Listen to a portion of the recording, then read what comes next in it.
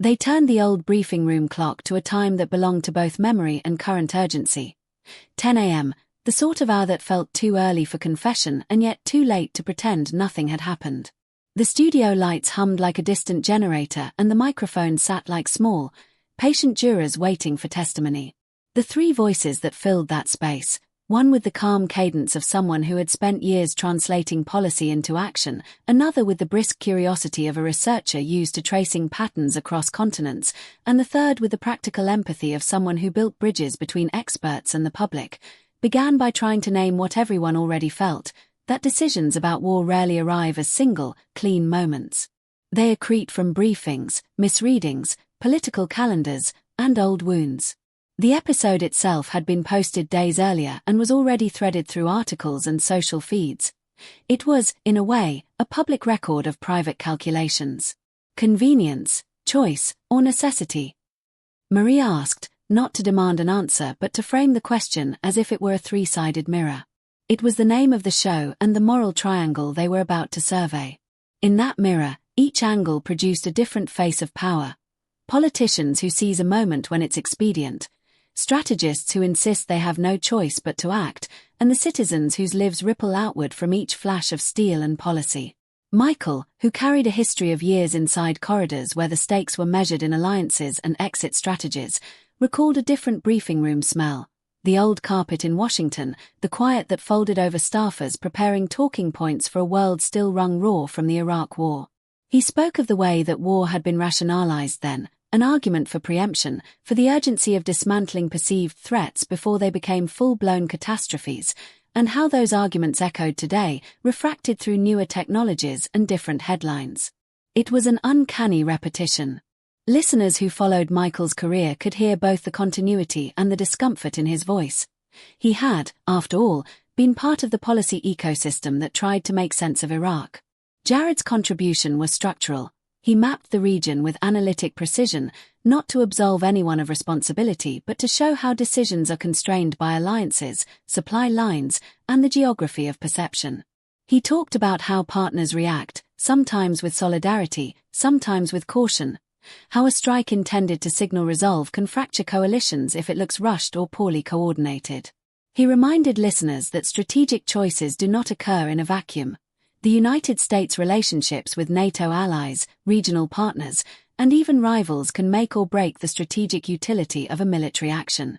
Jared's resume as a researcher showed in the way he traced these patterns. He spoke from a place of study, from an instinct to situate the immediate inside a longer arc. Marie steered the conversation toward consequence and perception. She asked what happened on the ground after a decision to strike was made. How would allies respond publicly and privately? How would a new generation in the region remember this moment? She had a knack for anticipating the headlines that would follow and the quieter diplomatic notes that would matter even more. Calls to embassies, unsent letters of protest, emergency meetings in capital cities. Her role had always been to translate complex policy into narratives that the public could follow without losing the texture of nuance. They discussed the immediate trigger. What set the machinery of war into motion at that particular moment?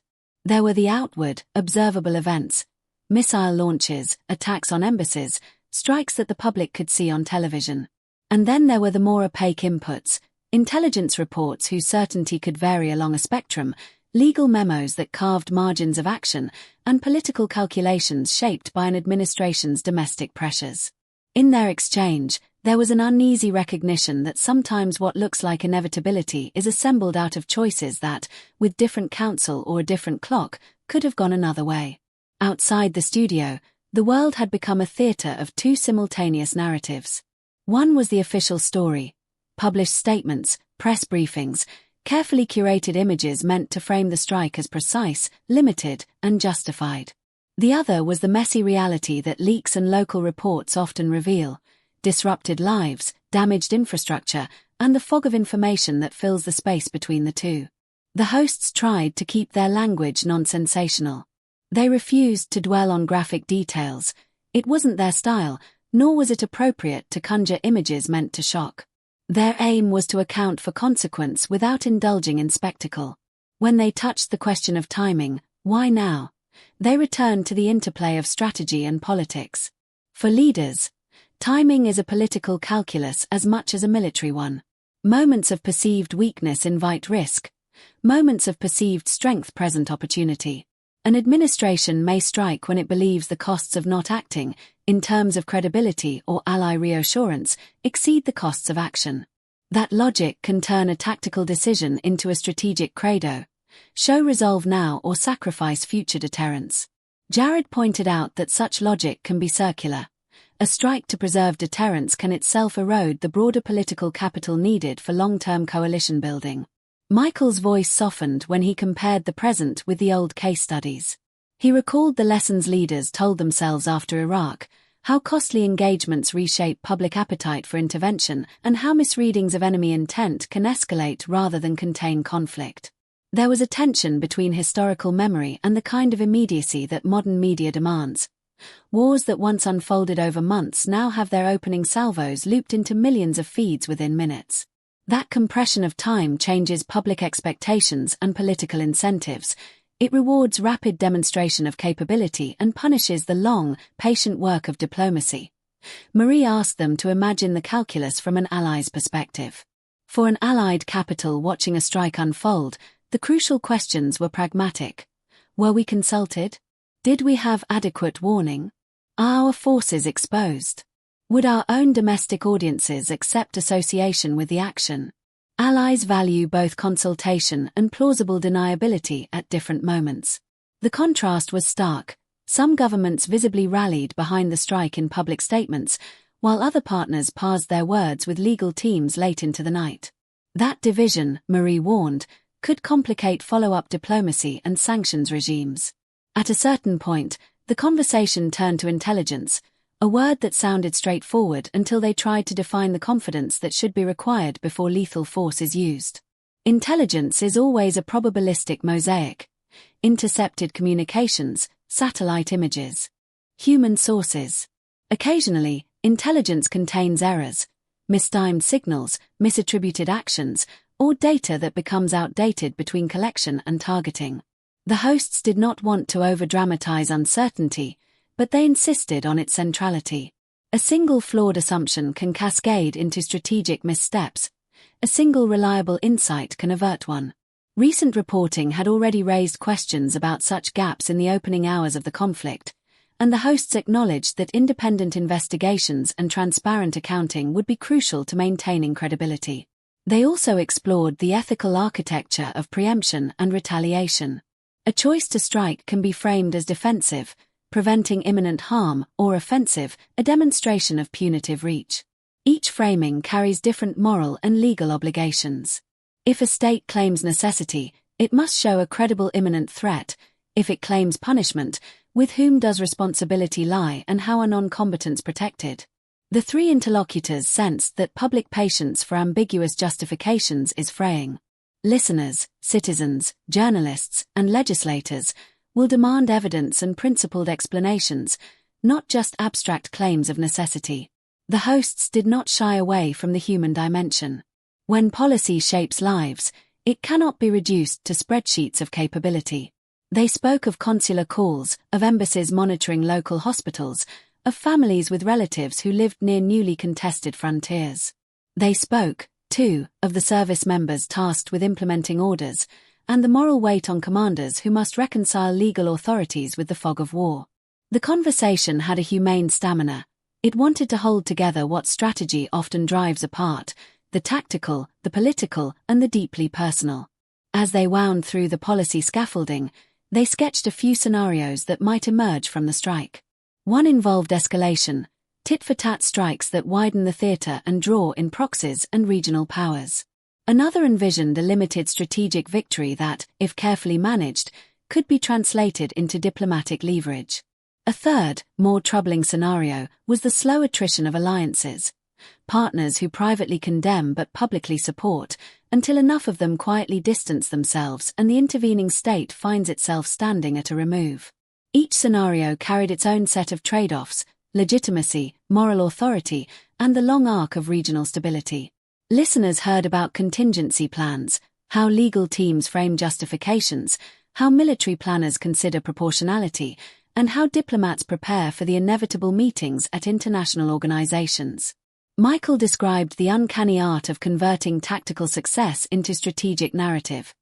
The ability to show that an action was not merely punitive but designed to restore order, reduce future threats, and align with broader norms.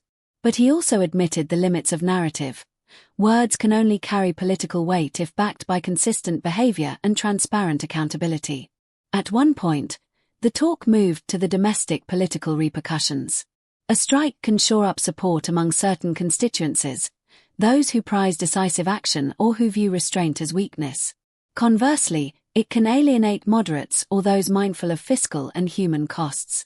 The hosts noted that domestic politics are never purely domestic in an interconnected world. Decisions made for the home audience reverberate abroad, shaping how partners interpret motives and how rivals perceive opportunities. The last third of their conversation was surprisingly pastoral. They imagined what would need to follow a strike for the action to make sense in the long run. Robust diplomacy, humanitarian access to any affected areas, transparent investigations into civilian harm, and mechanisms to reassure allies. They underscored the need to reclaim the moral high ground by pairing military action with visible steps toward de-escalation and accountability. The episode closed not with a definitive answer but with a call to a harder kind of attention. The hosts asked listeners to demand more than simple narratives, to insist that governments show the evidence for claims of necessity, to press for consultation with allies, and to remember that convenience is a poor justification for violence. They urged publics to hold their leaders to standards that would make any future strike both strategically coherent and morally defensible.